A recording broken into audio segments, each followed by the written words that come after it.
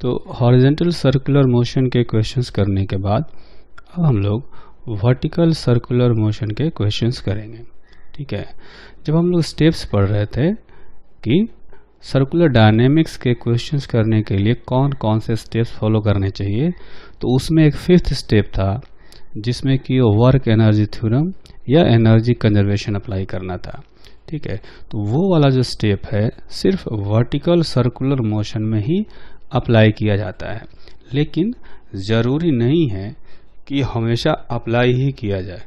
किसी क्वेश्चन में ज़रूरत पड़ सकती है और किसी क्वेश्चन में ज़रूरत नहीं भी पड़ सकती है। ठीक है, तो अभी हम लोग जो कुछ क्वेश्चंस करने वाले हैं, 4-5 क्वेश्चन करेंगे, उसमें एनर्जी कंजर्वेशन या वर्क एनर्जी थ्योरम को अप्लाई नहीं करेंगे, लेकिन बाद में इन्हीं में से कुछ क्वेश्चंस को काफ़ी डिटेल में आगे जाकर हम लोग पढ़ेंगे इसी चैप्टर में। तो जब डिटेल में पढ़ेंगे तो उसमें हम लोग ये वर्क एनर्जी थ्योरम या एनर्जी कंजर्वेशन अप्लाई करेंगे, यानी फिफ्थ स्टेप को अप्लाई करेंगे। तब जाकर के सीखेंगे कि किस तरह से फिफ्थ स्टेप अप्लाई किया जाता है।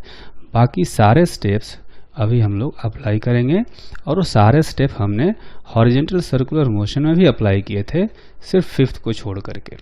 तो अभी वर्टिकल सर्कुलर मोशन में भी हम लोग वही काम करने वाले हैं, फिफ्थ स्टेप को छोड़ करके बाकी सारे स्टेप्स फॉलो करेंगे अभी, है ना। वो फिफ्थ स्टेप आगे कुछ क्वेश्चंस में करेंगे जब इनको रिपीट करेंगे। तो इनमें जो पहला क्वेश्चन है, पहला क्वेश्चन कहा गया कि vertical circular motion of A ball attached with string. तो एक बॉल है जिसको कि एक स्ट्रिंग से अटैच किया गया है। स्ट्रिंग का एक एंड यहाँ पर सेंटर पर फिक्स्ड है, और ये बॉल है जो कि वर्टिकल सर्कुलर मोशन कर रहा है। इस स्ट्रिंग का लेंथ है L। ठीक, तो मान लेते हैं कि किसी इंस्टेंट पर ये जो स्ट्रिंग है वर्टिकल से थीटा एंगल पर इंक्लाइंड है। तो जब यहाँ होगा, है ना, जैसे कि पहला स्टेप में कहा गया था कि पार्टिकल को लोकेट करो, हमने लोकेट कर दिया थीटा एंगल पर। उसके बाद हमें फ्री बॉडी डायग्राम बनाना होता है। तो फ्री बॉडी डायग्राम बनाएंगे तो इस पर नीचे की तरफ इसका वेट आएगा, और रेडियल डायरेक्शन में एक टेंशन फोर्स आएगा। तो नीचे की तरफ दिखा सकते हैं एक mg फोर्स है, और इधर रेडियल डायरेक्शन में एक टेंशन फोर्स आएगा। कुल मिलाकर के ये दो फोर्स होंगे। ठीक है, तो हमसे कहा जाता है थर्ड स्टेप में कि फोर्सेज को रिजोल्व करो, किधर, रेडियल डायरेक्शन में और उसके परपेंडिकुलर। तो देखेंगे कि रेडियल डायरेक्शन ये वाला है ना, और उसका परपेंडिकुलर हो गया यहाँ पर टेंजेंशियल डायरेक्शन। तो हम वैसे फोर्स को रिजोल्व करते हैं जो ना रेडियल डायरेक्शन में हो ना टेंजेंशियल डायरेक्शन में हो। तो वैसा फोर्स यहाँ पर कि mg है। टेंशन को रिजोल्व नहीं करेंगे क्योंकि पहले से रेडियल डायरेक्शन में है। तो देखेंगे कि ये एंगल है, ये भी थीटा हो जाएगा। तो अगर mg को रिजोल्व किया जाए तो इधर इसका कंपोनेंट आएगा mg cos theta radial direction में, और टेंजेंशियल डायरेक्शन में आएगा mg sin थीटा। ठीक, सेंटर की तरफ एक्सेलरेशन आता है v²/r, और इधर टेंजेंशियल एक्सेलरेशन होता है at। तो चाहें तो हम लोग इनका इक्वेशन ऑफ मोशन लिख सकते हैं, जो कि फोर्थ स्टेप में कहा गया था। तो रेडियल डायरेक्शन में देखेंगे कि जो एक्सेलरेशन है उसकी तरफ एक फोर्स लग रहा है t, और अपोजिट डायरेक्शन में फोर्स लग रहा है mg cos theta is equal to mass into acceleration. ठीक है, इसमें से अगर कहा जाए कि सेंट्रीपेटल फोर्स कौन सा है, तो सेंट्रीपेटल फोर्स इसको कहा जाता है, जो t minus mg cos theta है, इसको सेंट्रीपेटल फोर्स कहा जाता है, जिसका कि मैग्नीट्यूड, ये एक्चुअली में सेंट्रीपेटल फोर्स का इफेक्ट है। NLM में हमने पढ़ा था कॉज और इफेक्ट, है ना। तो ये कॉज है और ये इफेक्ट है, क्योंकि यहाँ पर मास है और ये एक्सेलरेशन है। तो मास इंटू एक्सेलरेशन को हम लोग इफेक्ट कहते थे। तो ये हो गया सेंट्रीपिटल फोर्स और ये हो गया effect of centripetal force, effect of centripetal force. तो जैसा कि एनएलएम हमने पढ़ा था, कॉज और इफेक्ट दोनों इक्वल होते हैं, तो वो यहाँ भी इक्वल हैं। तो अगर सेंट्रीपिटल फोर्स का मैग्नीट्यूड पूछा जाए तो हम mv²/r के इक्वल बता सकते हैं, लेकिन अगर कहा जाए कि सेंट्रीपिटल फोर्स कौन सा है तो हम इसको नहीं बताएंगे। सेंट्रीपिटल फोर्स बताना हो तो इसको बताएंगे, क्योंकि mv²/r क्या है, ये सेंट्रीपिटल फोर्स का इफेक्ट है, सेंट्रीपिटल फोर्स नहीं है। ठीक है, तो ये चीज़ें हमें ध्यान रखनी पड़ेगी, इस पर भी क्वेश्चंस पूछे जाते हैं। तो एक इक्वेशन ऑफ मोशन तो ये हो गया। अब टेंजेंशियल डायरेक्शन में इक्वेशन ऑफ मोशन लिखना चाहें तो लिख सकते हैं, जो एक्सेलरेशन है टेंजेंशियल at, उसकी तरफ एक ही फोर्स लग रहा है mg sin theta is equal to mass into tangential acceleration. ठीक है, इसमें से ये वाला जो इक्वेशन है ये सबसे ज़्यादा यूज़ में आता है। अब जैसा ज़रूरत होगा तो हम लोग एनर्जी कंजर्वेशन भी अप्लाई कर सकते हैं। ठीक है, तो अभी हम लोग एक जनरल तरीके से सोल्व कर रहे हैं, इनको इसी फॉर्म में छोड़ देंगे। इसमें हो सकता है कि थीटा दिया गया हो और टेंशन पूछा जा रहा हो तो हम निकाल सकते हैं, है ना। तो अभी इतना ही हम लोग जानकारी लेते हैं, आगे इसी क्वेश्चन को हम लोग काफ़ी डिटेल में पढ़ेंगे और तब वहाँ पर वर्क एनर्जी थ्योरम भी अप्लाई करेंगे और या एनर्जी कंजर्वेशन भी अप्लाई करेंगे। ठीक है, अब आते हैं दूसरे क्वेश्चन पर। जो दूसरा क्वेश्चन है ये है सिंपल पेंडुलम पर बेस्ड, कहा गया motion of simple pendulum. Simple pendulum वैसा ही है जैसा कि आपने देखा होगा कि वॉल क्लॉक में एक पेंडुलम होता है जो कि ऑसिलेशन करता है।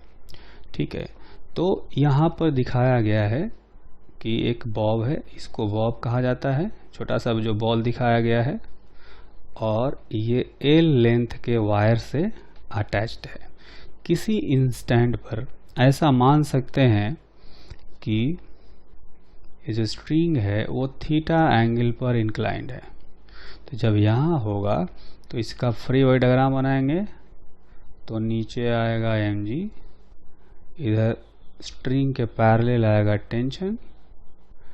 तो अब हम लोग क्या करेंगे कि ये भी एक तरह से वर्टिकल सर्कुलर मोशन कर रहा होगा, है ना। हालांकि कंप्लीट वर्टिकल सर्कुलर मोशन नहीं है, फिर भी जितना भी है वर्टिकल सर्कुलर मोशन का ही पार्ट है।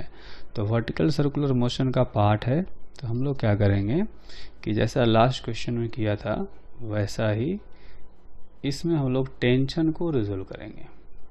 ठीक है, टेंशन को रिजोल्व इसमें हम चेंज करना चाहिए थोड़ा सा, हमें टेंशन को रिजोल्व नहीं करना चाहिए, क्योंकि हमें क्या करना होता है, हमें रिजोल्व करना होता है रेडियल डायरेक्शन में और उसके परपेंडिकुलर। तो रेडियल डायरेक्शन ये हुआ और ये हुआ परपेंडिकुलर डायरेक्शन। ठीक है, तो रेडियल डायरेक्शन में देखेंगे कि ये एंगल थीटा है, तो ये वाला एंगल भी थीटा होगा।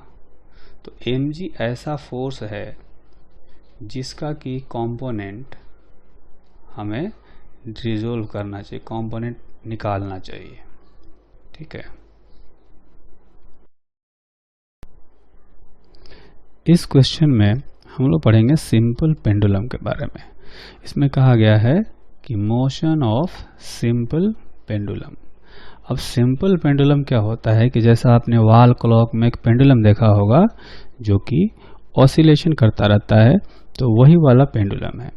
इसमें एक छोटे से बॉल को एक एल लेंथ के स्ट्रिंग से अटैच कर दिया गया है और ये वर्टिकल सर्कुलर पाथ के छोटे से सेक्शन में ये ऑसिलेशन करता है ना। ये भी कहें तो एक वर्टिकल सर्कुलर मोशन ही है, लेकिन कंप्लीट वर्टिकल सर्कुलर मोशन नहीं है, उसका छोटा सा ये पार्ट है। ठीक है, तो किसी इंस्टेंट पर ऐसा मान लेते हैं कि जो स्ट्रिंग है वो वर्टिकल से थीटा एंगल पर इंक्लाइंड है। ठीक, तो अगर इस बॉल का फ्री बॉडी डायग्राम बनाएं तो नीचे आएगा फोर्स mg और स्ट्रिंग में टेंशन आएगा T। ठीक, अब हमें क्या करना चाहिए कि फोर्सेस को रिजोल्व करना चाहिए रेडियल डायरेक्शन में और टेंजेंशियल डायरेक्शन में। तो आप देखेंगे कि यहाँ पर रेडियल डायरेक्शन ये हो गया और टेंजेंशियल डायरेक्शन ये हो गया। तो ऐसा फोर्स जो कि ना रेडियल डायरेक्शन में है ना टेंजेंशियल डायरेक्शन में है वो है mg। तो जो फोर्स रेडियल और टेंजेंशियल डायरेक्शन में नहीं होता उसको हम लोग रिजोल्व करते हैं। टेंशन पहले से रेडियल डायरेक्शन में है तो इसको रिजोल्व नहीं करेंगे। ठीक है, तो ये एंगल हो जाएगा थीटा। यहाँ पर mg ऐसा फोर्स है जो रेडियल और टेंजेंशियल डायरेक्शन में नहीं है तो इसको रिजोल्व करके लाएंगे। तो mg का कंपोनेंट इधर आएगा mg cos थीटा और टेंजेंशियल डायरेक्शन में आएगा mg sin थीटा। सेंटर की तरफ एक्सेलरेशन होगा v²/r। ठीक है, तो अगर इक्वेशन ऑफ मोशन लिखा जाए तो रेडियल डायरेक्शन में देखेंगे कि टेंशन फोर्स है, अपोजिट डायरेक्शन में mg cos थीटा है is equal to mass into acceleration. ये देखेंगे पिछले वाले क्वेश्चन जैसा ही इक्वेशन आया है। और टेंजेंशियल डायरेक्शन में एक्सेलरेशन होगा at, तो इधर भी इक्वेशन लिख सकते हैं mg sin theta is equal to mass into tangential acceleration. ठीक है, ये दो इक्वेशन है।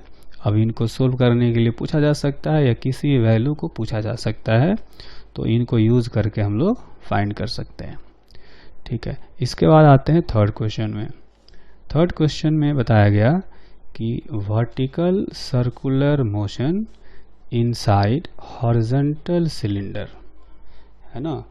ये जो फिगर में आप देख रहे हैं जो सर्कुलर पार्ट दिख रहा है, एक्चुअली में जो सिलेंडर है उस सिलेंडर का जो क्रॉस सेक्शन है, सर्कुलर क्रॉस सेक्शन, सिर्फ वो पार्ट दिख रहा है। जैसे ये सिलेंडर होता है तो इसका जो सर्कुलर वाला पार्ट होता है, ये वाला पार्ट, इस पार्ट को हमने सामने से फ्रंट व्यू से अगर इधर से देखें तो कैसा दिखेगा, सर्किल जैसा दिखेगा। तो वही हमने दिखाया है यहाँ से। ये सिलेंडर का फ्रंट व्यू है, सर्कुलर क्रॉस सेक्शन दिख रहा है।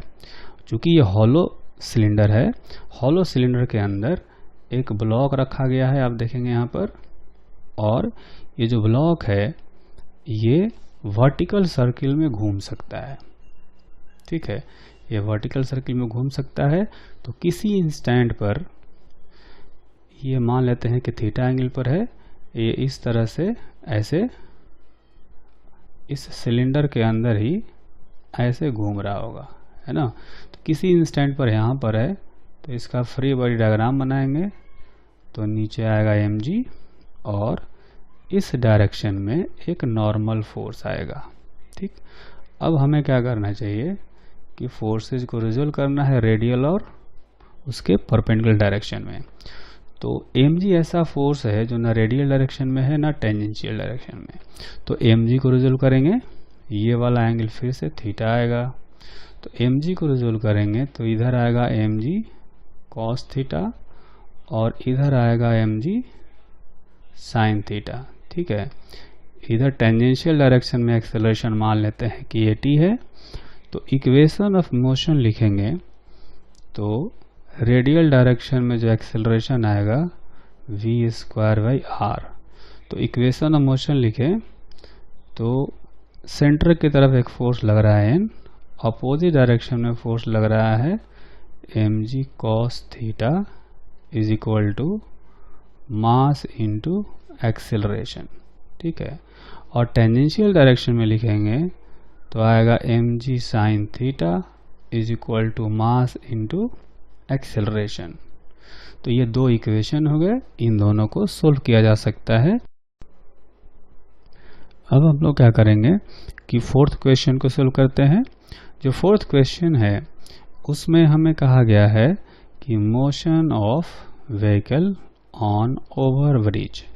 अब देखेंगे कि एक ओवर ब्रिज बनाया गया है और जो ओवर ब्रिज है इसके ऊपर एक व्हीकल ऊपर की तरफ चल रहा है ना। मान लेते हैं कि किसी वेलोसिटी से v से ये ऊपर जा रहा हो। ये हमने एक वर्टिकल लाइन ड्रॉ किया, ये अपना व्हीकल हो गया, ठीक। तो किसी इंस्टेंट पर मान लेते हैं कि वर्टिकल से अल्फा एंगल पर ये चल रहा है।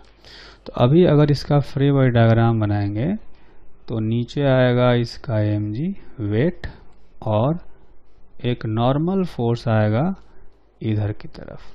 तो हमें फोर्सेस को रिजोल्व करना हो तो टेंजेंशियल डायरेक्शन में और रेडियल डायरेक्शन में रिजोल्व करना चाहिए। आप देखेंगे कि अगर ये एंगल अल्फा है तो ये भी अल्फा होगा, है ना। तो mg का कंपोनेंट इधर आएगा mg cos अल्फा और इधर आएगा mg sin अल्फा। इधर टेंजेंशियल एक्सेलरेशन आ सकता है और इधर आएगा सेंट्रीपिटल एक्सेलरेशन। तो अगर इसमें इक्वेशन ऑफ मोशन लिखें तो रेडियल डायरेक्शन में देखेंगे कि एक फोर्स है mg cos अल्फा और उसके opposite n is equal to mass into acceleration, है ना। तो ये एक इक्वेशन ऑफ मोशन हो गया अलोंग रेडियल डायरेक्शन। यहाँ से नॉर्मल फोर्स की वैल्यू फाइंड की जा सकती है। ये आएगा mg cos alpha minus mv square by r, ठीक है। इसमें पूछा ये जाता है कि जैसे जैसे अब व्हीकल ऊपर की तरफ जाएगा तो नॉर्मल की वैल्यू बढ़ेगी या घटेगी। अगर ये कांस्टेंट स्पीड से जा रहा हो तो मान लें अगर एक v कांस्टेंट होगा तो रेडियस तो कांस्टेंट है ही, ये तो पूरा टर्म कांस्टेंट हो जाएगा। ये mg भी कांस्टेंट है, तो ऊपर जाने पर अल्फा क्या होगा, घटेगा। अल्फा घटने से cos अल्फा बढ़ता है और cos अल्फा बढ़ने से नॉर्मल भी बढ़ता है। तो इसलिए कह सकते हैं कि n will increase when vehicle will move up। ऊपर की तरफ जा रहा होगा ब्रिज के लॉन्ग तो उसमें नॉर्मल रिएक्शन जो होगा वो बढ़ेगा, ठीक है। एक दूसरा इक्वेशन भी लिख सकते हैं टेंजेंट के लॉन्ग। टेंजेंट के लॉन्ग एक्सेलरेशन है at और फोर्स है mg sin अल्फा। तो mg sin alpha is equal to mass into acceleration. ये दूसरा इक्वेशन हो गया, ये पहला इक्वेशन हो गया। तो इसमें से चाहें तो टेंजेंशियल एक्सेलरेशन की वैल्यू कैलकुलेट की जा सकती है, ठीक है। इसके बाद ये हो गया फोर्थ क्वेश्चन। इसके बाद हम लोग करेंगे फिफ्थ क्वेश्चन। फिफ्थ क्वेश्चन में कहा गया है vertical circular motion of a bucket completely filled with water, है ना। तो एक बकेट है जिसको कि एक स्ट्रिंग से या रोप से अटैच कर दिया गया है और उसको वर्टिकल सर्किल में रोटेट कराया जा रहा है। इसमें वाटर भरा हुआ है पूरी तरह से। तो पूछा गया है कि मिनिमम वेलोसिटी हाईएस्ट पॉइंट पर कितनी होनी चाहिए कि जो वाटर है वो नीचे नहीं गिरे, है ना। तो इसमें क्वेश्चन ये पूछा जाता है कि find minimum velocity at topmost point so that water does not spill out। अगर वाटर को बाहर नहीं निकालना है तो उस केस में क्या करेंगे, आप देखेंगे कि जो वाटर है, ब्लू कलर से वाटर दिखाया हमने, उस पर जो फोर्सेज लगेंगे नीचे की तरफ एक नॉर्मल लगेगा। बकेट का ये जो बेस है वो नीचे की तरफ नॉर्मल लगाएगा, साथ में एक mg भी आएगा और एक्सेलरेशन होना चाहिए v²/r। तो अगर इक्वेशन ऑफ मोशन लिखें तो n plus mg is equal to mv²/r। तो n का जो वैल्यू होगा mv²/r माइनस mg होना चाहिए। अगर वाटर को नीचे नहीं गिरना है तो उसको कांटेक्ट में बने रहना होगा बेस के, और कांटेक्ट में रहने के लिए जो n है वो 0 नहीं होना चाहिए, है ना, यानी कि शुड बी ग्रेटर देन 0। तो उस केस में क्या होगा कि mv² should be greater than mg for water to not to spill out. अगर इसको बाहर नहीं गिरना है तो mv²/r mg से बड़ा होना चाहिए, यानी v बड़ा होना चाहिए √gr से। तो इसमें अगर v का मिनिमम वैल्यू निकाला जाए तो ये आएगा √gr। कम से कम इतना होना चाहिए, तब जाकर के जस्ट 0 हुआ होगा, उतने पर भी ये घूम सकता है, ठीक है। उससे कम नहीं होना चाहिए वेलोसिटी का वैल्यू, ठीक है। तो इस तरह से हमने करीब 5 क्वेश्चंस कर लिए वर्टिकल सर्कुलर मोशन पर। तो वर्टिकल सर्कुलर मोशन का जो सबसे पहला क्वेश्चन हमने किया था उसको हम लोग थोड़ा सा डिटेल में पढ़ेंगे अभी, है ना। वो क्वेश्चन था कि एक बॉल वर्टिकल सर्कुलर मोशन कर रहा था, वही वाला क्वेश्चन हम लोग फिर से करेंगे। इस बार काफ़ी डिटेल में करेंगे और इस बार स्टेप नंबर 5 यानी वर्क एनर्जी थ्योरम भी अप्लाई करेंगे, ठीक है। तो क्वेश्चन ये था, a ball attached with a string of length L revolves in vertical circular motion. Vertical circular motion, ठीक है। अब इस क्वेश्चन में हमें क्या फाइंड करना होता है कि अगर इस बॉल को सर्कुलर मोशन कंप्लीट करना है, यानी पाथ को कहीं भी छोड़ना नहीं है, तो डिफरेंट पॉइंट्स पर मिनिमम वेलोसिटी फाइंड करनी होती है। जैसे कि सबसे पहले हम लोग हाईएस्ट पॉइंट पर मिनिमम वेलोसिटी फाइंड करेंगे, है ना।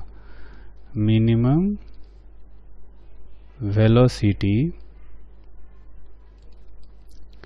of ball at highest point so that it may complete the vertical circular motion और just complete the vertical circle. तो इसके लिए हम लोग क्या करेंगे कि पहले इस बॉल का फ्री बॉडी डायग्राम बनाएंगे, और वो भी हाईएस्ट पॉइंट पर, क्योंकि हम लोग बात ही कर रहे हैं हाईएस्ट पॉइंट की। तो देखेंगे कि बॉल पर नीचे की तरफ इसका वेट लगेगा और फिर साथ में स्ट्रिंग किसी टेंशन फोर्स T से इसको नीचे की तरफ खींचेगा, ठीक है। साथ में एक सेंट्रीपिटल एक्सेलरेशन आएगा v²/L। तो हाईएस्ट पॉइंट पर अगर इसका इक्वेशन ऑफ मोशन लिखेंगे तो दो फोर्सेज लग रहे हैं सेंटर की तरफ, टेंशन प्लस mg। तो इक्वेशन ऑफ मोशन आएगा T plus mg is equal to mass into acceleration. तो t का जो वैल्यू आएगा वो आएगा mv² L माइनस mg। ठीक है, अब अगर देखें कि इस पार्टिकल को, इस बॉल को सर्कुलर मोशन कंप्लीट करना है, यानी पाथ को कहीं भी छोड़ना नहीं है, तो क्या होगा, इस स्ट्रिंग को हमेशा टाइट रहना पड़ेगा। स्ट्रिंग लूज होते ही सर्कुलर पाथ छूट जाएगा। ठीक है, स्ट्रिंग अगर टाइट रहेगा तो इसमें टेंशन भी कभी ज़ीरो नहीं होगा। तो इसलिए कहा जा सकता है कि to complete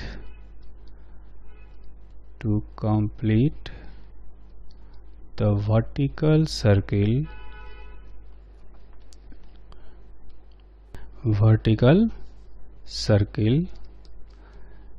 tension should be greater than 0. That means mv² minus mg should be greater than 0. तो यहाँ से जो v का जो वैल्यू आएगा वो आया greater than √GL।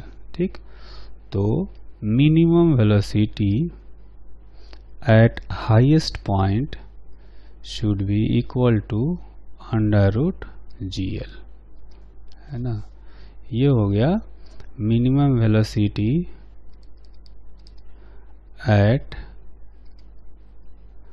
Highest point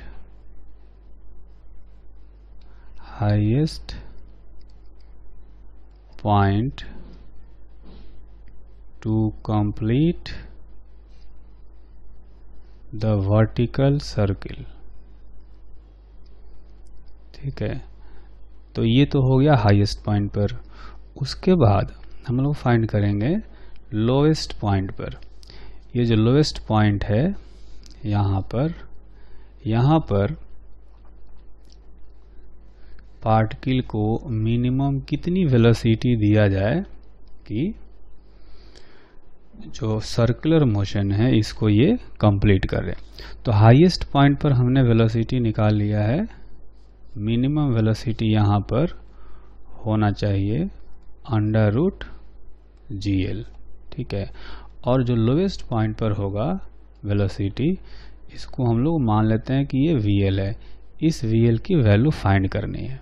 ठीक है, तो जो 5th स्टेप हमने पढ़ा था उसमें हमने कहा था कि दो जगह की जो वेलोसिटी है, दो पॉइंट्स पर पार्टिकल की जो वेलोसिटी होगी उनको रिलेट करने के लिए वर्क एनर्जी थ्योरम लगा सकते हैं या एनर्जी कंजर्वेशन लगा सकते हैं।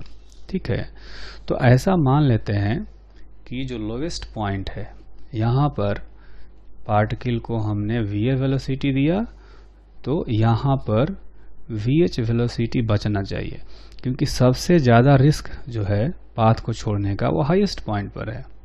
ठीक है, तो हाईएस्ट पॉइंट पर अगर पाथ को नहीं छोड़ता है तो और कहीं भी नहीं छोड़ेगा।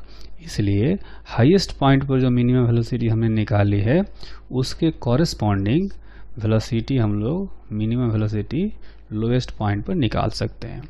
तो इनको रिलेट करने के लिए हम लोग क्या करेंगे, वर्क एनर्जी थ्योरम लगा लेते हैं।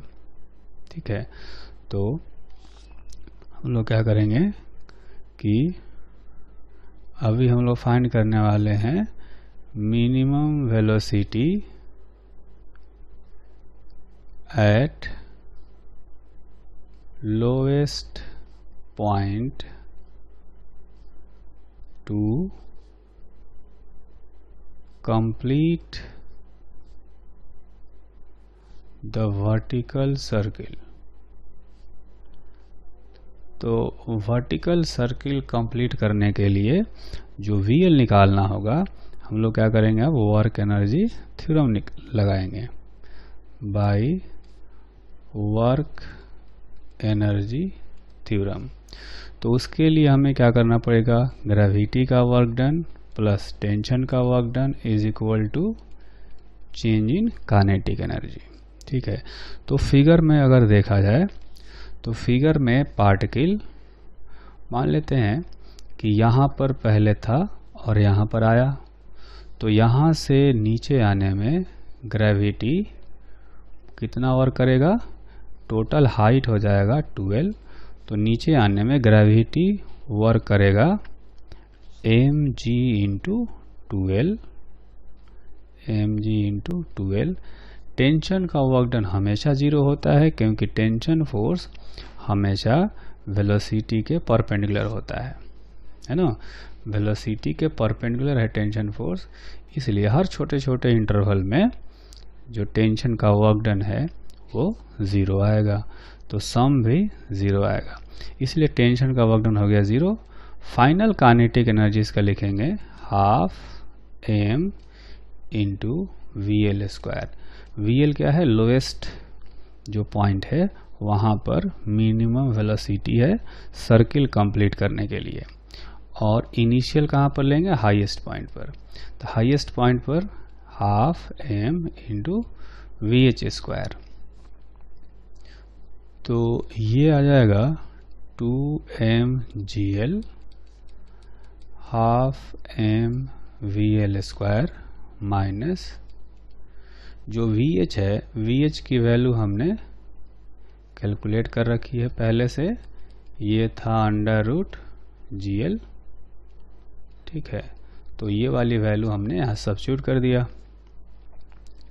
तो यहाँ से देखेंगे कि जो VL का वैल्यू आएगा वो आएगा √5GL। तो ये जो वैल्यू है कह सकते हैं कि लोएस्ट पॉइंट पर मिनिमम वेलोसिटी है सर्किल को कंप्लीट करने के लिए। तो ये हो गया minimum velocity eight lowest point two complete the vertical circle, ठीक है। मतलब मिनिमम जो वेलोसिटी है लोएस्ट पॉइंट पर ये VL, इसकी वैल्यू हमने अभी जो फाइंड करी है √5GL, तो इसकी वैल्यू रखेंगे √5GL। तो कम से कम इतनी वेलोसिटी यहाँ से पार्टिकल को देना चाहिए, तब पार्टिकल हाईएस्ट पॉइंट पर जाएगा तो इतनी वेलोसिटी बची रहेगी, और इतनी वेलोसिटी बची रहेगी तो हाईएस्ट पॉइंट पर भी पाथ को नहीं छोड़ेगा, यानी और कहीं भी सर्कुलर पाथ को नहीं छोड़ेगा, ठीक है। अब आते हैं तो इससे तीसरे पॉइंट पर जिसको कहते हैं middle point, minimum velocity eight middle point so that ball completes the vertical circle। तो लोएस्ट पॉइंट पर हमने निकाल लिया, हमने हाईएस्ट पॉइंट पर निकाल लिया, अब निकालेंगे मिडिल पॉइंट पर। तो मिडिल पॉइंट जो है, जैसा कि यहाँ पर फिगर में देखेंगे, ये मिडिल पॉइंट है। तो पार्टिकल यहाँ पर होगा, तो मान लेते हैं कि इसकी जो वेलोसिटी है वो है Vm। यहाँ से अगर Vm वेलोसिटी दिया जाए तो ये सर्किल को कंप्लीट करेगा। इसकी वैल्यू निकालनी हो तो हाईएस्ट पॉइंट पर हमें पता है VH है, उसके करस्पॉन्डिंग यहाँ पर वेलोसिटी निकाल सकते हैं by using work energy theorem, ठीक है। तो यहाँ से यहाँ आने में जो वर्टिकल हाइट पड़ेगा वो आएगा L, ठीक है। तो फिर से वर्क एनर्जी थ्योरम अप्लाई करते हैं, है ना, bye work energy theorem between highest and middle point, ठीक है। तो इसमें हमें देखना है कि एक ग्रेविटी वर्क करेगा, एक टेंशन वर्क करेगा और चेंज इन काइनेटिक एनर्जी। तो चूंकि हाईएस्ट पॉइंट से मिडिल पॉइंट तक आने में ग्रेविटी का वर्क डन होगा mgl, क्योंकि L डिस्टेंस नीचे आया होगा बॉल, ठीक है। यहाँ से देखेंगे, यहाँ से यहाँ आने में L डिस्टेंस नीचे आना है, तो ग्रेविटी का वर्क डन हो गया mgl, टेंशन का वर्क डन होगा 0, फाइनल काइनेटिक एनर्जी लिख सकते हैं हाफ m vm², और initial kinetic energy half m vh²। ठीक है, तो mgl जो मिडिल पॉइंट पर वेलोसिटी है ये फाइंड करना है, और जो हाईएस्ट पॉइंट पर वेलोसिटी है ये हमने पहले ही फाइंड किया हुआ है ना। vh का वैल्यू आया था अपना √gl, तो ये वैल्यू यहाँ सब्स्टिट्यूट कर देंगे। तो यहाँ से हम देख सकते हैं कि जो vm का वैल्यू आएगा वो आ जाएगा √3gl। तो √3gl जो आया ये हो गया मिनिमम वेलोसिटी, ये हो गया minimum velocity eight middle point two complete the vertical circle. ठीक है, तो ये तीनों जो वेलोसिटीज हैं ये हमें याद रखना चाहिए।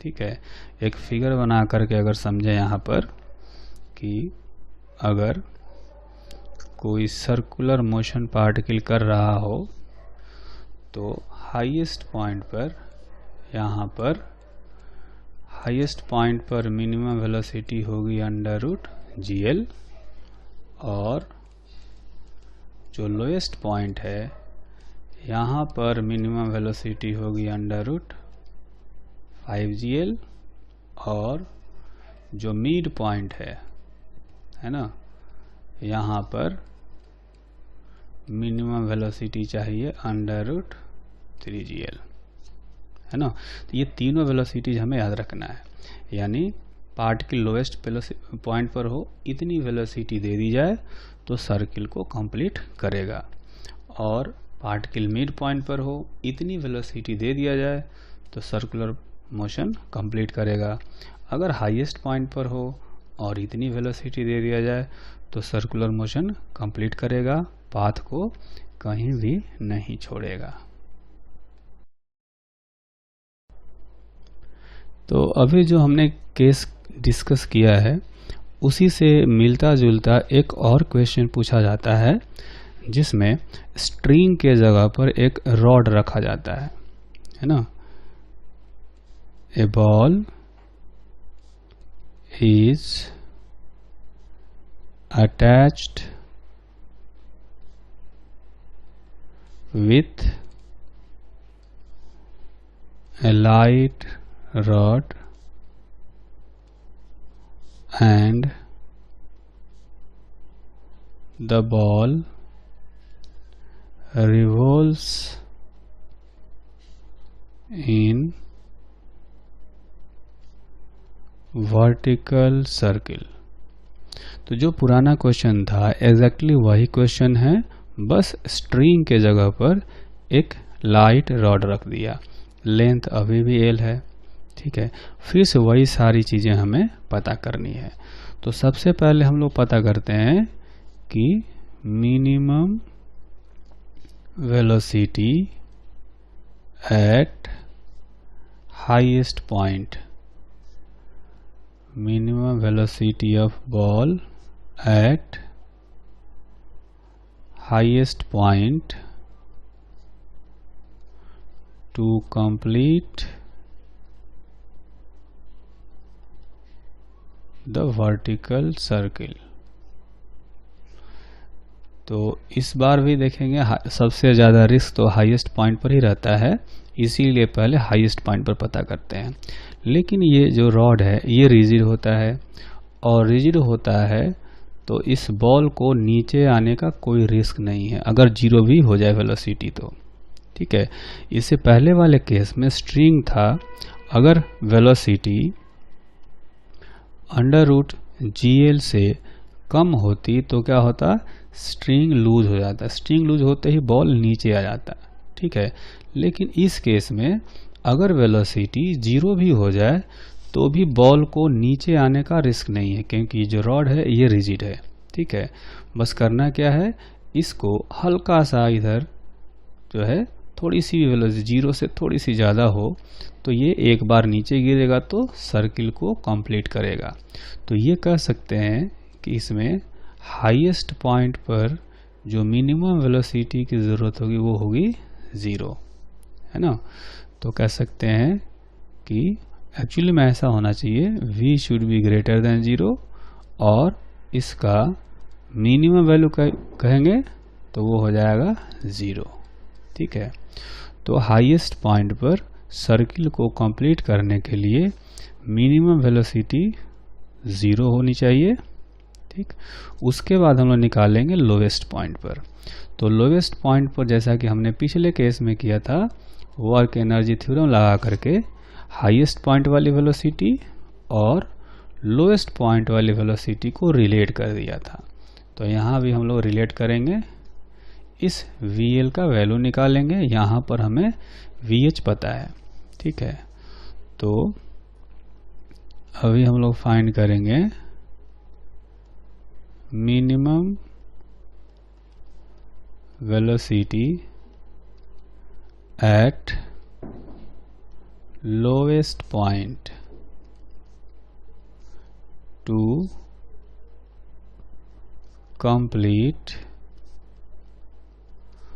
the vertical circle।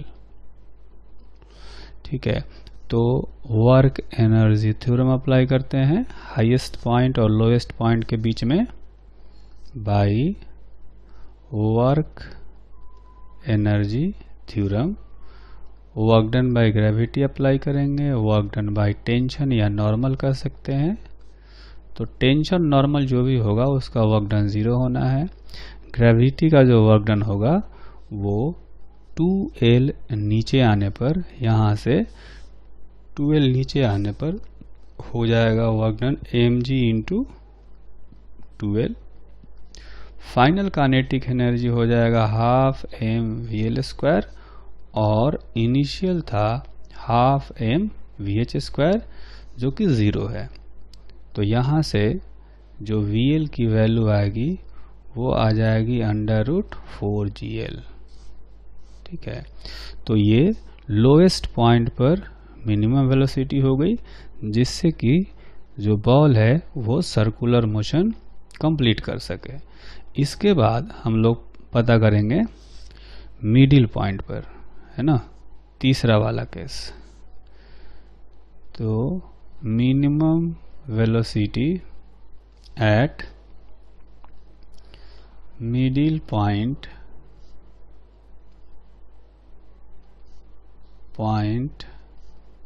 to complete the vertical circle। तो जैसा कि पिछले केस में किया था, वर्क एनर्जी थ्योरम अप्लाई किया था, तो यहाँ भी हम लोग वर्क एनर्जी थ्योरम अप्लाई करेंगे। ठीक है, तो ऐसा कह सकते हैं कि ये जो मिडिल पॉइंट है यहाँ पर ऐसा मान लिया जाए कि मिनिमम वेलोसिटी है Vm, इस Vm की वैल्यू हमें फाइंड करना है। तो वर्क एनर्जी थ्योरम लगाएंगे, इसको इनिशियल पॉइंट मान लेते हैं, इसको फाइनल पॉइंट। तो L डिस्टेंस नीचे आना पड़ेगा, तो ग्रेविटी कितना वर्क करेगा, ग्रेविटी का जो वर्क आएगा इसमें हम लिखेंगे work done by gravity plus work done by tension is equal to change in kinetic energy.